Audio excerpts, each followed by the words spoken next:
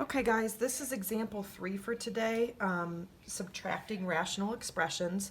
This is real similar to example 2. If you really feel like you got it after watching example 2 or you already knew it, you may not even need to watch this. But maybe come back to it if you get stuck trying some of the practice problems. Okay, so again, anytime we're adding or subtracting fractions, it's important that we get a common denominator. These are not common, so the first thing we have to do is we have to factor both denominators. Okay, just a reminder, even if you could factor the top, you probably wouldn't want to in this step. I'm going to factor kind of quickly, but reminder, you can just use box and diamond to factor.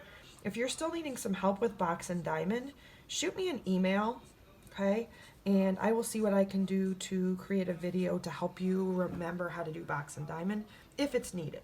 Okay, so really quick, box and diamond, I've factored both sides. Reminder, once I know what my factors are, I can just go ahead and write down what the denominator is. X minus 2, x plus 2 and x plus 2 are the same, so I'm just going to write it down one time. It counts for both. And then the x plus 3 I need. Okay, so now I'm just going to look at each fraction individually. So it's kind of like if I could just cover this whole thing up. Let's just focus on that side. Okay, this has an x plus 2 and a x minus 2, but it's missing the x plus 3. So I have to multiply both the bottom and the top times x plus 3. So eventually I'm going to have to multiply this 4x through both of those pieces.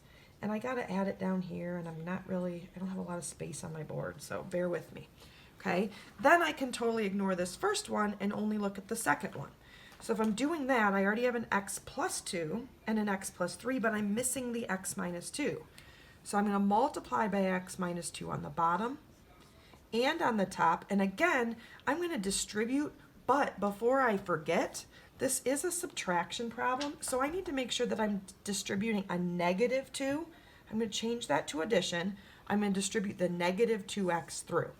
So when I distribute, I'm going to get 4x squared.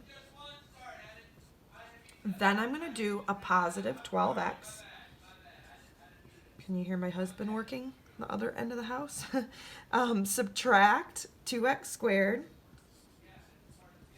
And negative times a negative is going to be a positive 4x. Okay, so when I look at the top of this, let me separate it a little bit. Again, I'm just trying to combine like terms here. I have a 4x squared and a negative 2x squared. That's going to be 2x squared. I have a 12x and a positive 4x. That's going to be 16x. Okay, on the bottom, x minus 2, x plus 2, and x plus 3. Okay, on top, if I really, really wanted to, I could factor out a 2, because 2 divides evenly into both, and an x, because I have at least one x in both.